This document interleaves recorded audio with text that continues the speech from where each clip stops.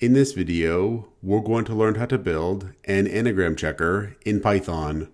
So two words or phrases are considered anagrams if they have the same letters. So for example, if we have string 1 is equal to listen and string 2 is equal to silent, string 1 and string 2 are anagrams because string 1 and string 2 both have one L, one I, one S, one T, one E, and one N. Now we can use the built-in sorted function to help us determine if two strings are anagrams. So the sorted function is going to return the sorted list for an iterable object. In the case of strings, what that means is sorted is going to return a list containing the letters in the string sorted in alphabetical order. So if we pass sorted string 1 and we output the return value here, we'll see we get a list of the letters in the string sorted alphabetically. We could save this and try it out, and we'll get here the letters in the string sorted alphabetically. We could try the same with string 2. So we'll have print and then sorted with string 2 as the argument. If we save this and run it, notice that both lists are identical. So because the words contain the same letters, when we obtain the sorted lists of the letters in those words, the lists are going to be identical.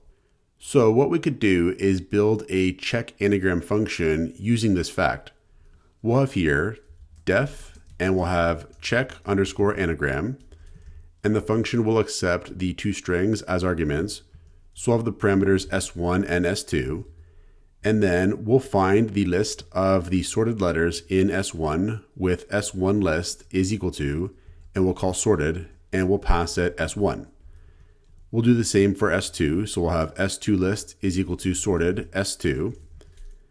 Then we'll return whether or not S1 list is equal to S2 list.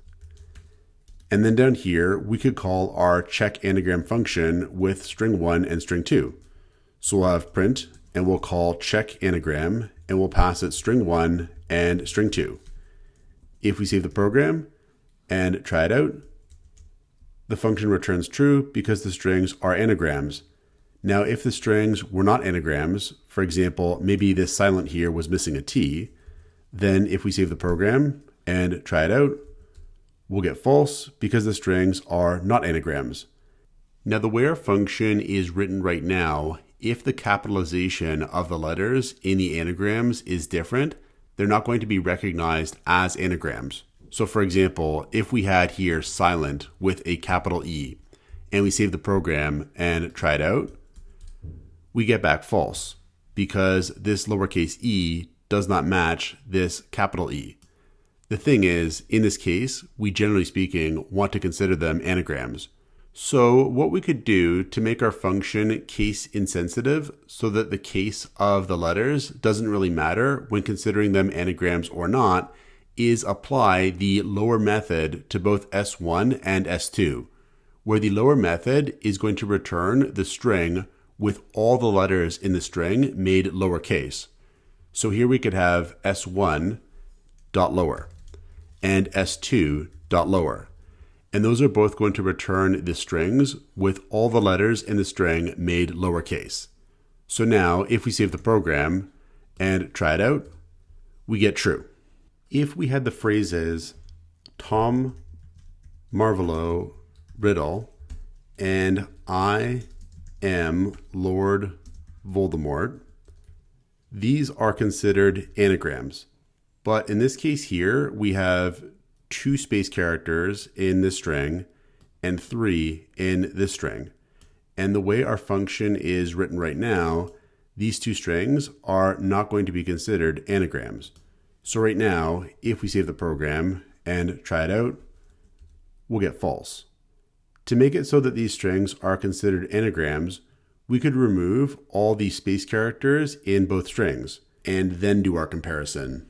So after applying the lower method, we'll apply the replace method, and we'll replace every space in the string with no character at all.